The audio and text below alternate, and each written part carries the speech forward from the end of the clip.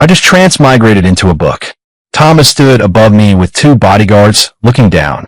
Mr. Johnson, Miss Taylor said that if you try to run away again, she want me to break your legs. Consider yourself warned. Who told you to oppose Sophia? He then set a bowl of sour leftover food in front of me, his eyes full of contempt. This is your meal for today. If you dare knock it over again. For the next 3 days, you'll be eating air. After saying that, Thomas tried to leave with his two bodyguards. I just scoffed. Wait, what? Thomas spun around in shock, and I slapped him hard across the face. I drove my knee into his abdomen. Thomas's face contorted in pain. He hunched over and with a thud dropped to his knees. I grabbed his hair and smashed his head against the wall. Damn it! An old dog dares to bark at its master. I'll cripple you today. Thomas was hit, blood streaming from his head, and he shouted urgently. Damn it! What are you standing there for? Give that useless piece of trash a brutal lesson. As long as you don't kill him, breaking or maiming him counts. The other two bodyguards only then reacted. They both lunged at me. I landed a straight punch to the face of one of the bodyguards. The bodyguard immediately had blood gushing from his nose, stars flashing before his eyes. Another bodyguard was kicked hard in the abdomen by me and was sent flying backwards. With a boom, he crashed into the door of the underground activity room.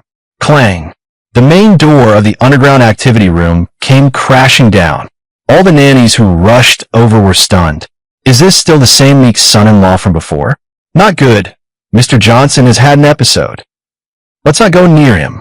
Mr. Johnson is mentally ill. If he really beat someone to death, it'd be a pointless death. Mr. Johnson has been confined for 3 days and hasn't taken his medicine. No wonder Mr. Johnson is so strong.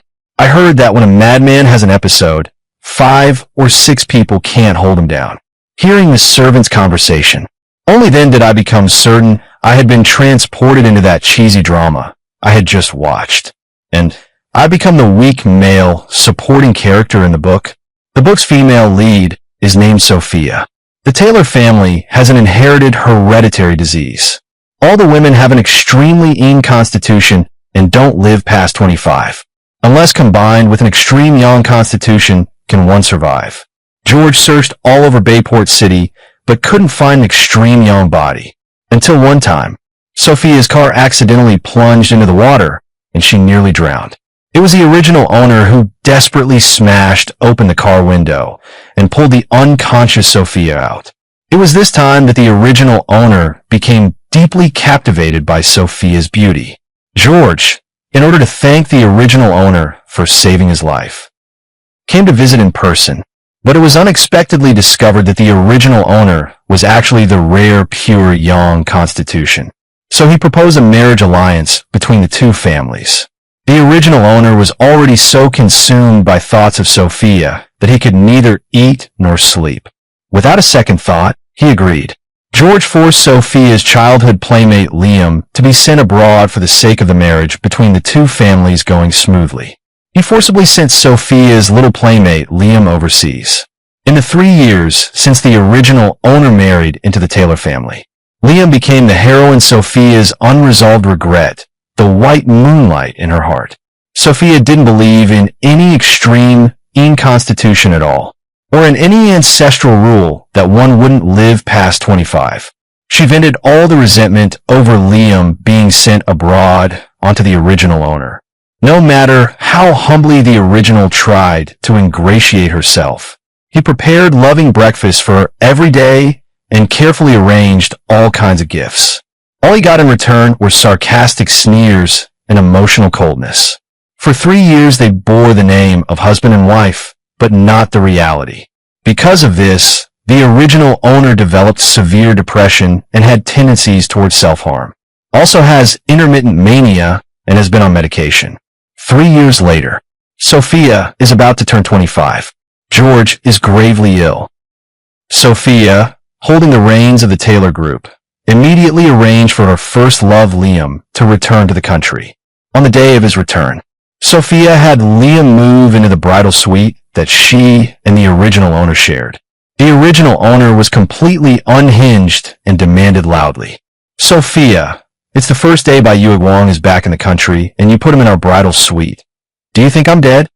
Liam instantly felt wronged, and tears fell. Sophia, Ethan doesn't seem to welcome me very much.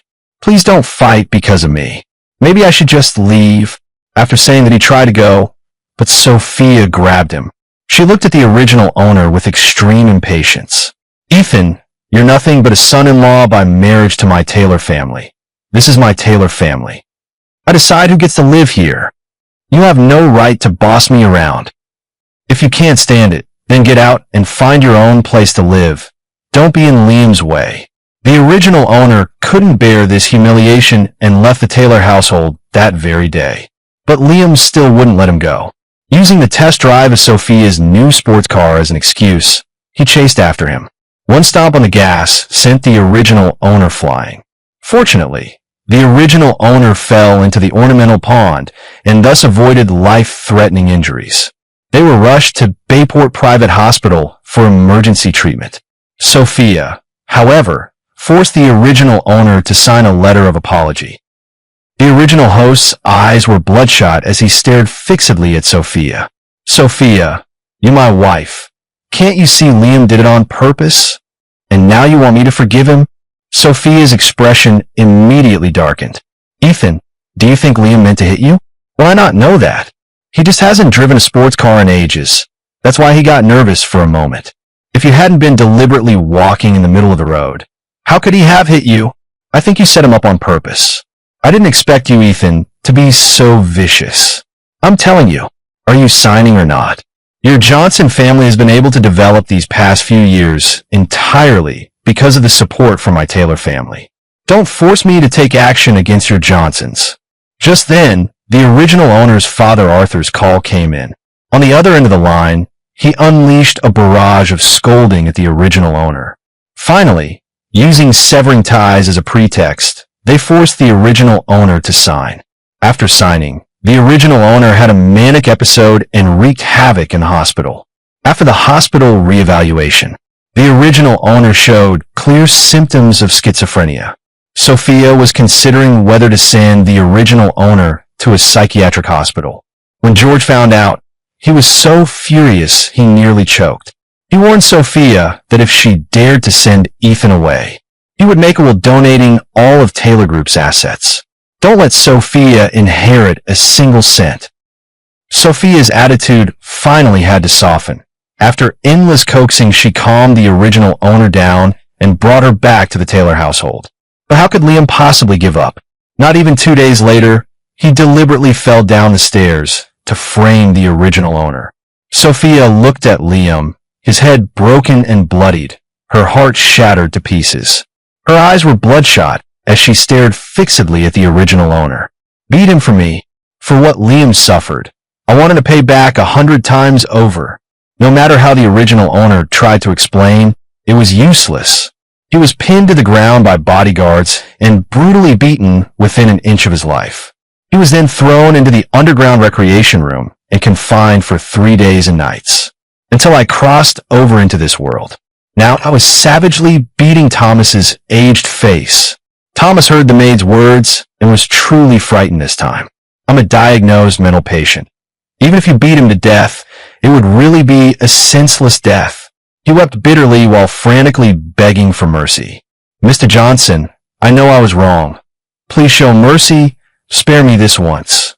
Stop hitting me, Mr. Johnson. I sneered at the corner of my mouth. As expected, in this female-oriented world, you still have to rely on fists to solve problems. This body hadn't eaten for 3 days. After that series of movements, I suddenly felt dizzy and lightheaded. Smack! I slapped him across the face again. Since you know you were wrong, go make me some food. If you ever show me disrespect again, I won't be so easygoing. Thomas was overjoyed and hurriedly shouted at the nannies who were watching the commotion. What are you dawdling for? Aren't you going to prepare food for Mr. Johnson? Do you want Mr. Johnson to starve? What on earth are your intentions? How can you treat Mr. Johnson like this? Thomas quickly led people to prepare the food. I went upstairs to take a shower and put on the original's best-looking bespoke suit. I opened my phone. It was full of taunting videos sent by Liam. There was one of him and Sophia dining together at a Western-style couples restaurant. There was another of the two of them being surrounded by a circle of people in a European-style bar, egged on to drink from a shared cup. There were still two people standing shoulder to shoulder watching the sunrise. The latest one was that Sophia bought him a brand new, top-of-the-line, $10 million sports car. In the video, Liam's eyes were provocative. Ethan, you're nothing but a son-in-law of the Taylor family, just a dog. Sophia has never bought you a gift, has she? If you were smart, you'd divorce Sophia sooner. Otherwise, I have plenty of ways to deal with you. I shot back. You idiot! Who the hell are you pretending to be? Then I decisively saved the video. I checked my bank account balance again and found there was only $2.50. I was instantly furious. I stormed into the monitoring room and downloaded the videos of Liam slandering me and Sophia abusing me. Then I took out the only heirloom Sophia's mother had left her, the royal sapphire bracelet. He even found time to print a copy of the agreement severing ties with the Johnson family. I first sent Sophia the video of Liam's sports car and the photos of the bracelet. Sophia, you actually fucking bought the mistress a $10 million luxury car. You have half an hour to transfer me $20 million, or else wait to collect your bracelet as a corpse. After sending the message, I then swaggered over to the dining table to eat. At that time, Sophia was still overseas negotiating business. It had been less than a minute since the message was sent. Sophia's calls suddenly started coming in like crazy. I hung up on each one. She called 99 times in a row, and I didn't pick up any of them. She could only call Thomas's phone. Bruised and battered, Thomas stood to one side, constantly bobbing and bowing into the phone. Cold sweat on my forehead wouldn't stop. Miss Taylor, it's not that I didn't try to intervene, but neither my bodyguard nor we can't beat him. I really can't do anything. Yes. I'm worthless. I waved to Thomas and took the phone. Miss Taylor has quite the temper. Hearing it was me on the other end, the voice suddenly rose. Ethan, if you dare touch that bracelet, I'll kill you. I sipped my nourishing porridge without the least panic and replied calmly. All right, Sophia, if you got the guts, then bring it on. I'll remind you once more. You have 5 minutes to think it over. There was complete silence on the other end of the line. Only Sophia's rapid breathing remained. Ethan, she clenched her teeth tight and spoke each word deliberately. How dare you threaten me? Do you know how important that bracelet is to me? For more minutes. I was too lazy to listen to her nonsense and cut her off. Miss Taylor, if I were you, I wouldn't say another word. You know me, I'm mentally unstable. If my hand slips and this bracelet falls. The sound of her high heels pacing came from the other end of the line. She suppressed her anger, saying nothing. 3 minutes later, my phone suddenly chimed with a notification of a $20 million deposit. Sophia's voice sounded once again. Ethan, the money has arrived. Hurry and hand the jade bracelet over to Thomas. Or else, when I get back.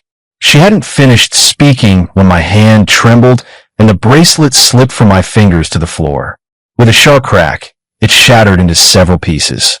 Sophia obviously also heard the bracelet shatter. There was a death-like silence on the other end of the line. Not even her breathing could be heard. After a full 6 seconds, Sophia let out a heart-rending wail. Ethan, Johnson. I casually glanced at the bracelet broken into 3 pieces and let out a light laugh into the phone. Sorry, my hand slipped. Miss Taylor, you know how it is. My mental illness can't stand threats. As soon as I hear one, my hands tremble badly. You're looking for death. Sophia's voice trembled with rage. Ethan, I'm going to make you wish you were dead. I'm going to make the Johnson family vanish from Bayport City. Before she finished, I simply hung up the phone. Thomas stood to one side, so frightened his face had gone white and his legs went weak. I had just hung up Sophia's call when, 5 minutes later, the original owner's father Arthur called. Without thinking, I hung up. More than half an hour later, Arthur stormed into the Taylor family's villa in a fury. When he saw me, he looked as if he had found his father's murderer, his eyes red with anger. He hadn't even reached us when an enraged voice came shouting. "Ethan, are you trying to get yourself killed? You actually smashed Sophia's mother's keepsake? You wretch! Do you want the Johnson family to be buried alongside you?" I sat on the sofa, leisurely eating the after-dinner fruit. A baseball bat lay ready at my feet. "Mr. Johnson, what's all this anger about?" I spoke calmly and casually tossed him an orange. "Want to eat an orange first to calm down." Arthur saw something flying toward him.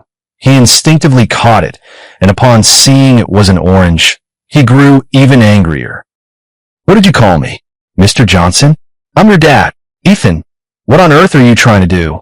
I picked up the baseball bat and with a boom smashed a huge European classical vase beside me to pieces. The enormous noise gave Arthur a huge fright. Thomas and the servant screamed even louder in terror.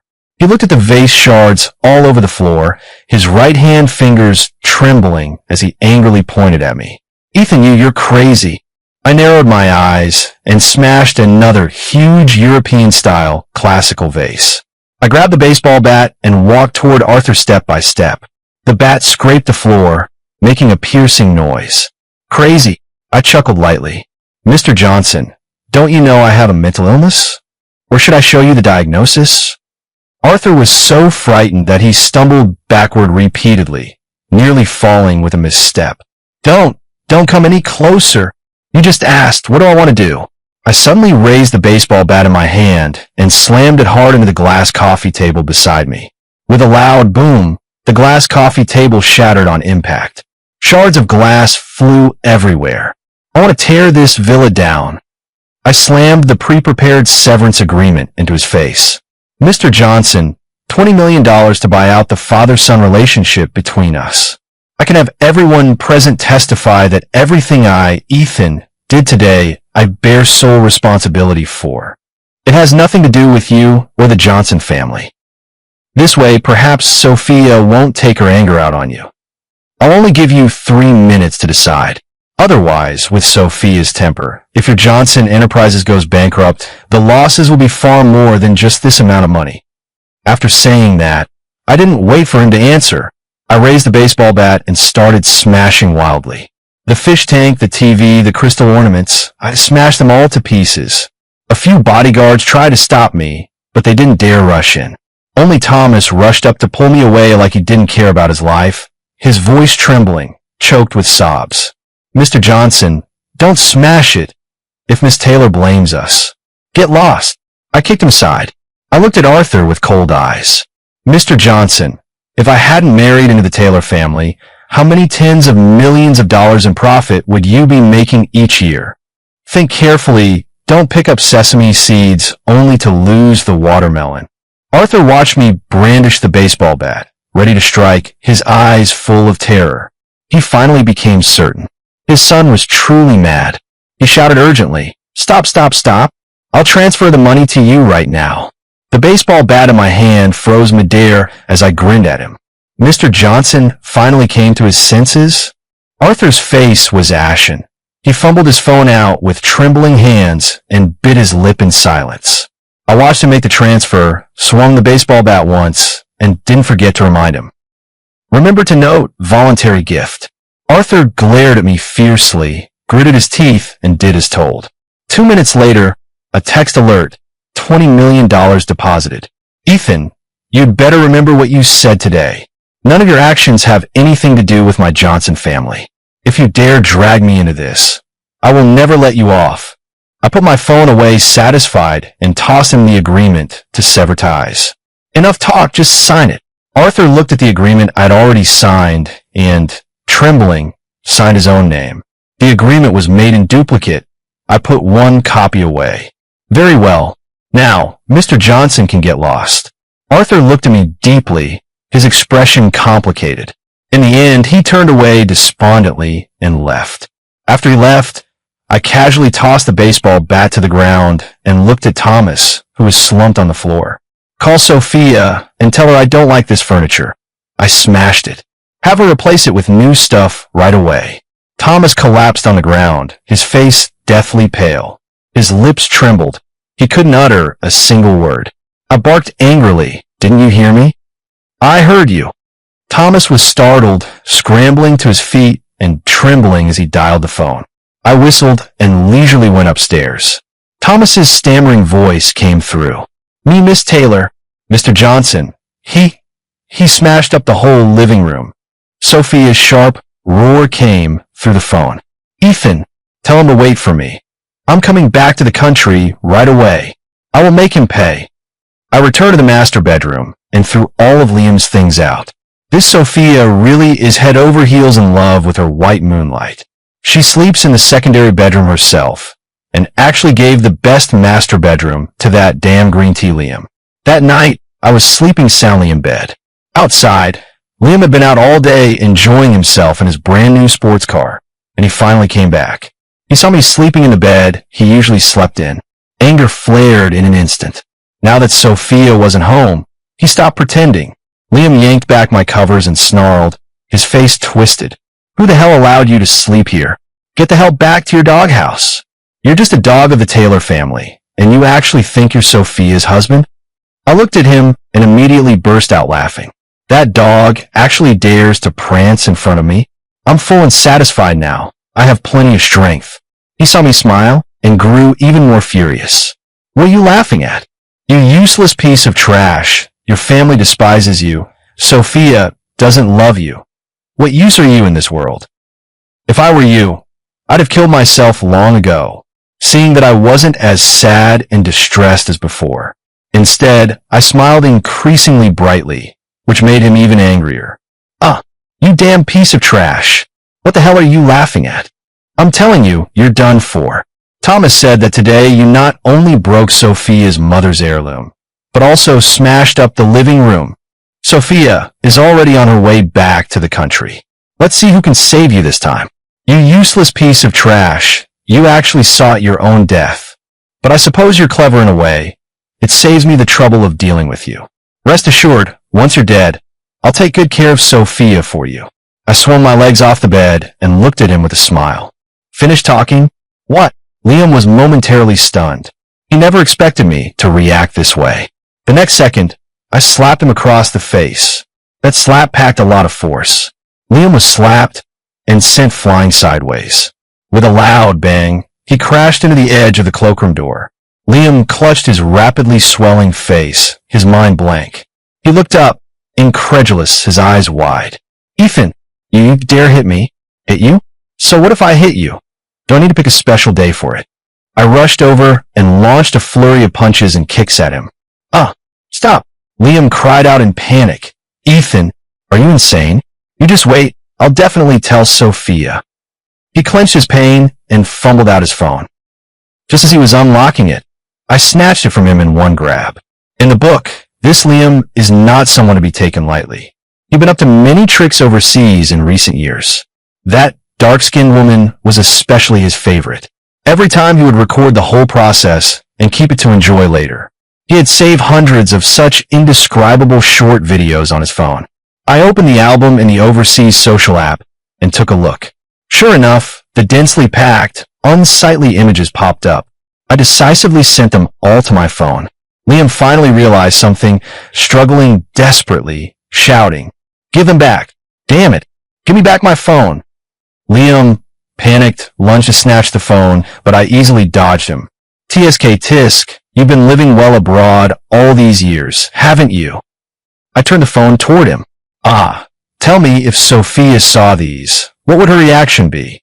Liam went pale, a flicker of terror finally appearing in his eyes as his voice trembled. What do you want to do?" "What I want to do?" I put my phone away and slapped him across the face. "Of course I want you to disappear from in front of me. Never fucking show up in front of me again. Got it?" Before he could answer, I grabbed his collar and started dragging him out. Liam was really panicking this time. His eyes were full of alarm. "Ethan, what are you trying to do?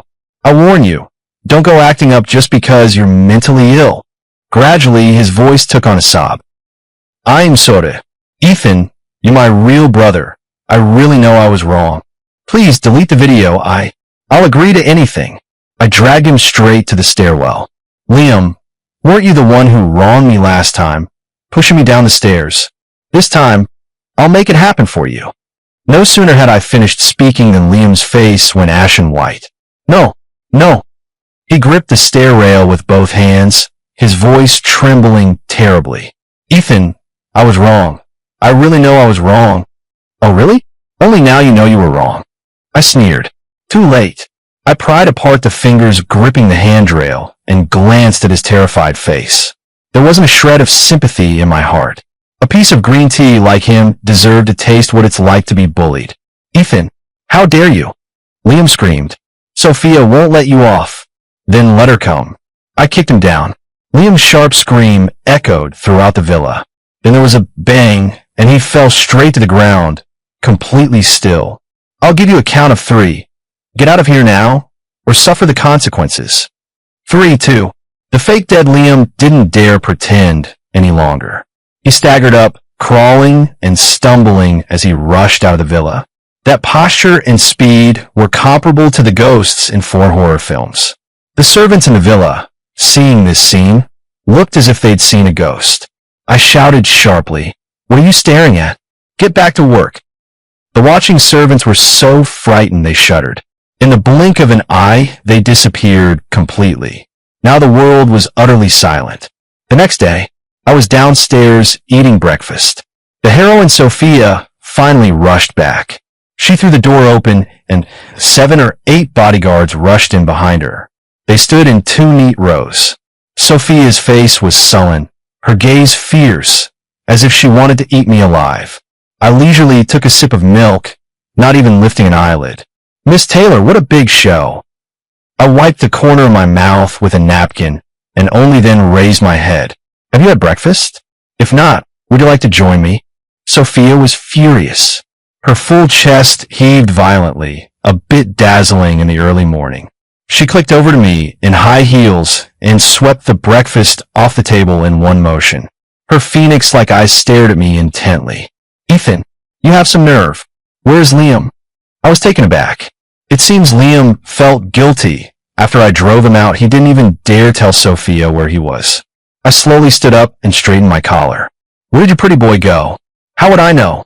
Maybe Liam took the money you gave him and is off somewhere living it up without a care. You're talking nonsense. Sophia was so angry her face turned ashen. She ground her teeth in fury. And you even dared to smash my mother's keepsake? You really think you're my husband, that with my father's backing I wouldn't dare do something to you? Do you believe me? I'll cripple you today. Sophia raised her hand to slap me. Before I transmigrated, I was a mercenary. Could she really get the better of me?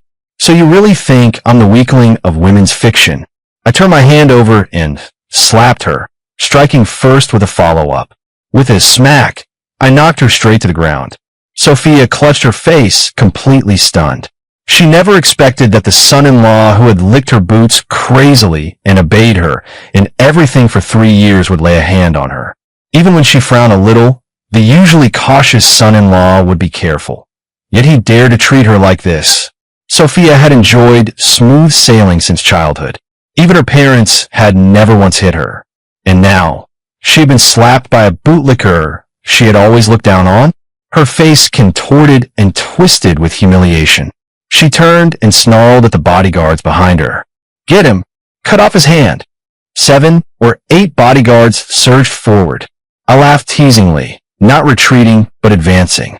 I drove a punch straight into the face of the bodyguard at the front. His nose collapsed instantly, blood spraying everywhere. I sidestepped and dodged another bodyguard's horizontal punch. I clamped my right hand tightly around his wrist and, using the momentum, twisted hard. There was a crack. His arm popped straight out of its socket. I delivered a whip-like kick to the third bodyguard's calf. He gave a muffled grunt and collapsed to the ground in an instant. Every punch I threw struck straight for the vital points, aiming for the places that hurt the most. One move was enough to render the opponent incapable of fighting. I slammed the last bodyguard over my shoulder with a vicious throw and flung him out. He slammed down hard on the newly bought coffee table. With a boom, the coffee table instantly shattered into pieces. In just 2 short minutes, the fight was over. The bodyguards lay on the ground wailing, and the entire hall was in chaos. Everyone was stunned. No one could have imagined that the worthless son-in-law everyone looked down on would possess such formidable combat power. Sophia looked as if she had seen a ghost, staring at me in terror. I casually picked up a fruit knife. This is the ultimate tyrant weapon from a female-oriented novel. Once the fruit knife appears, it ignores defense. No one can dodge. Sophia was stunned in an instant and kept retreating. What? What do you want to do? I'm warning you. Calm down. Don't you dare do anything. Let go of me. I grab her by the hair and drag her to the sofa. I sat down on the sofa and, following through, tapped her face with a fruit knife. Sophia, do you know that a mentally ill person killing someone isn't against the law? Say, if I finish you off right now and then set this whole place on fire, don't you think that would be fun? Sophia stared at my deranged expression, her pupils suddenly contracting. Now she was truly scared. She trembled all over. Ethan, I was wrong. I really know I was wrong. Calm down, you must calm down. Don't get excited. I looked at her mockingly, then tapped her cheek with the fruit knife. Then tell me properly, where did you go wrong? Sophia trembled uncontrollably, tears streaming down her face. I shouldn't have let Liam move in. I shouldn't have forced you to sign the letter of forgiveness after he hit you. I shouldn't have locked you in the underground activity room. Anything else? The fruit knife in my hand kept tracing across her delicate cheek. I shouldn't have given you silent treatment. Even more, I shouldn't have looked down on you. Her voice choked. Ethan, for the sake of the 3 years we were husband and wife, spare me. Husband and wife? I sneered. Sophia, when did you ever consider me? Ethan, your husband? Have you forgotten that if I hadn't saved you back then, you would have been dead long ago? I slapped her across the face with a whack. You fucking knew Liam deliberately ran into me, and you still said I purposely stood in the road to get hit, framing him? I slapped the other side of her face. Didn't I tell you I didn't push Liam? He rolled off the building by himself to frame me. I pointed at the surveillance camera at the stairwell and asked coldly, with such a big camera right there, you put me under house arrest without even looking? You're talking to me about marital feelings? Sophia turned her head to one side, biting her lip, and said nothing. Fine. Okay, you still believe that dead green tea, huh? Look closely yourself. What kind of scum he really is. I showed her the saved surveillance footage of Liam framing me, and the disgraceful short videos he shot abroad. Sophia at first stubbornly turned her head away. But when I opened the first video, her gaze was involuntarily drawn in. The whole process of how Liam faked a fall to frame me was recorded clearly. The performance was quite clumsy and exaggerated. At this moment, it looked utterly ridiculous. No, this can't be. Liam wouldn't be like that. How could he lie to me? Sophia muttered to herself, her face gradually paling. Don't be impatient. There's more exciting stuff. I sneered and clicked on the next video. When those indecent images played, Sophia's eyes suddenly widened. Her eyes were full of disbelief. No, this can't be. This isn't real. She stared at me, trembling as she spoke. These videos must have been fabricated by you, right? Liam and I grew up together. It can't be him. Fabricated? I looked at her coldly. Sophia, do you know why you can't get in touch with Liam? Because I sent those videos from his phone. He was afraid the matter would be exposed, so he deliberately avoided meeting you. Sophia seemed to have all the strength drained from her body. For a moment, she went limp on the ground. She simply couldn't accept it. The white moonlight she had cherished in her heart turned out to be such a scumbag. No, impossible. Liam is so innocent and kind. How could he be that kind of person? It was like I suddenly remembered something and blurted out. Oh, right? I knew you wouldn't believe it. Before you stepped through the door, I specifically sent these videos to your assistant Olivia Reed for verification. If nothing went wrong, the verification results have already been sent to your phone. Your assistant is your most trusted confidant. You would not even trust her, would you? Sophia fumbled anxiously for her phone. When she saw the authentication results Olivia had sent 5 minutes earlier, she was struck as if by lightning and stood rooted to the spot. At that moment, her conviction seemed to crumble to the ground. Her tears flowed uncontrollably. She could not accept the fact, no matter what. Just then, Thomas rushed in a fluster, his voice choked with sobs. Miss Taylor, Martha Lewis called me from the hospital. George passed away there. George's last words. He insisted that you must sleep with Mr. Johnson before your birthday. The phone in Sophia's hand fell to the floor with a plop. The screen shattered. Dad! Sophia let out a heart-wrenching wail. The following days, Sophia was very busy dealing with George's funeral arrangements and inheritance issues. George had a daughter late in life and doted on Sophia lavishly. The Western-style funeral was held with exceptional solemnity. The day George was buried, the sky was overcast with dark clouds, and a fine drizzle was falling. I wore a black suit, carried a black umbrella, and finally laid down a bouquet of white carnations. George, go in peace. Your Taylor group can be left to me from now on. As for Sophia supported my arm as we walked out of the cemetery. Thomas hurried over and said in a low voice, Miss Taylor, Liam has been found. What would you like us to do now? Sophia's gaze suddenly went icy cold. Take him back to the underground activity room. I'll be there right away. Thomas answered and hurried off to make the arrangements. The underground activity room was dark and damp. Liam was being held with his hands bound behind his back by the bodyguards. When he saw Sophia, he reverted to that pitiful, delicate look. With a thud, he dropped to his knees. Sophia, what are you doing? Please let me go. Did Ethan show you those videos? Sophia, they're all fake. He fabricated them. Please don't believe him. Sophia slapped him across the face. Her gaze was icy, without a trace of warmth. Fake. Liam, you've been lying to me all this time. Sophia hurled a stack of documents hard at his face. The anger in her eyes was about to explode. You think I haven't been doing anything these past few days? Take a good look at these documents. Not only has your private life been a mess these past few years, you've also racked up huge gambling debts. You really think you can easily fool me? Liam trembled as he picked up the scattered documents from the floor, his face as pale as paper. Sophia, listen to my explanation. He scrambled over in a panic, trying to grab the hem of Sophia's skirt, but was kicked away by Sophia. Explain. Liam, I kept myself pure for you for 3 whole years, and you kept telling me you did the same? You really make me sick. You came back to the country and deliberately drove into Ethan, deliberately threw yourself down the stairs to frame him? Fine, I can let those go, but I will never allow you to lie to me and betray me. You Parker family have been barely holding on all these years only because of financial support from my Taylor family. All the expenses you've had abroad over these years were paid with my money, and you used my money to hit on those black men? Liam, how could you dare? Sophia slowly took the baseball bat from the bodyguard. A trace of malice flashed in her eyes. Now Liam was truly panicking.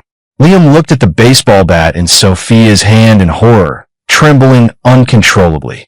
Sophia, I was wrong. I'll never dare again. Sophia, calm down. No. The next moment, Sophia steeled herself.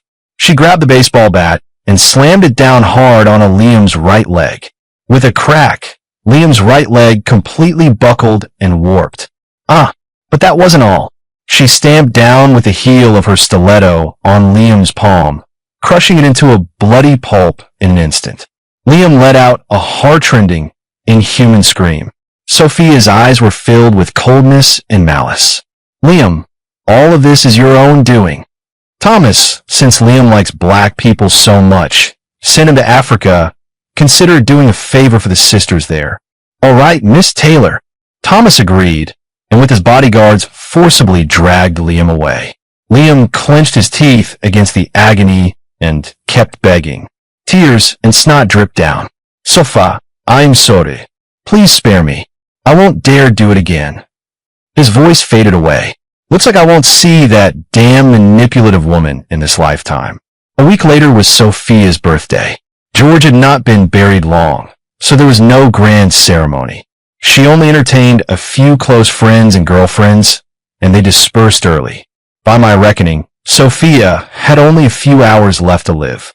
I lay in bed, keeping my ears on the sounds outside the door. Sure enough, it was midnight. Sophia weakly knocked on my door. Husband, save me. Ethan, please open the door. I was wrong. So Dad was telling the truth after all. Please save me, my chest hurts so much. I opened the door, stood in the doorway, and looked coldly at Sophia collapsed and limp on the floor. Blood flowed from her orifices, her face deathly pale. Her eyes were full of pleading, but in my heart there wasn't the slightest ripple. In the book, the original owner had been imprisoned in the underground activity room the whole time. He could only eat food worse than what dogs get. But when Sophia fell ill, it was only then that I suddenly realized everything her father had said was true. She begged the original owner to save her in much the same way. The original owner was kind-hearted and, at the last moment, shared a bed with Sophia and rescued her. The next morning, Liam unexpectedly came upon the two of them sharing the same bed. He had an emotional breakdown and sought death at every turn. Sophia shifted all the blame onto the original owner. She accused the original owner of taking advantage of someone in distress and having wicked intentions. She said that to win favor with her little lover, she forcibly dragged the original owner into the underground activity room and tortured him to death. But Sophia lived happily with Liam, someone with such a viperous heart. She still expects me to save her? Thinking this, the corner of my mouth twitched into a small smile. Sophia, it's the 21st century now. How can anyone believe in those feudal superstitions? We must believe in science. Sophia writhed on the ground in painful agony. Blood seeped continuously from her 7 orifices. She trembled as she reached out and clutched my trouser leg tightly. No, this isn't superstition. I was wrong. Please, I beg you, save me. I beg you to share a bed with me. I crouched down and gently patted her face. Sophia, although you are beautiful, but in your current ghastly state, I really can't bring myself to do it. I pulled my hand back disdainfully and wiped it again and again on her white nightgown. Or else kneel and beg me. Maybe I'll consider it. Sophia clenched her teeth against the excruciating pain, knelt on the floor, and kept bowing her head. I was wrong. Husband, please, please save me. Sleep with me. Her whole face was distorted, looking especially deranged. I'll give you whatever you want, shares, the company, everything I have. I stood up, looking down from above, watching her plead with cold eyes. Sophia, if you were to die, as your lawful husband, shouldn't all of this rightfully be mine to inherit? Sophia's pupils contracted sharply. She finally realized that I no longer cared about whether she lived or died. She became even more hysterical. Ethan, you planned this all along. Ethan, you love me so much. How could you not save me? Damn it. Ethan, you bastard. I watched her go mad, watched her writhe in pain on the ground. Sophia, I stopped loving you a long time ago. This tactic from the women's fiction side is indeed devastating. Sophia completely fell apart, screaming and shouting. Impossible. How can you not love me? You treat me so well. You're just Sophia's bootlicker. How can you not love me? The loud commotion drew Thomas and the servants. I hurriedly shouted towards them. Hurry, call an ambulance. By the time Sophia was taken away in the ambulance, she had already fallen into a coma. The hospital performed emergency resuscitation all night. In the end, they still couldn't save her. I pretended to be very sad. At her funeral, I fainted from crying several times. Everyone wept for my deep sorrow. One by one, they urged me to restrain my grief and insisted I pull myself together. After all, the massive Taylor group and the rest were waiting for me to manage. Hearing those words, I almost laughed out loud. This outrageous fortune has finally come to me. My dear ex-wife, wish you a good journey. Goodbye and fare thee well.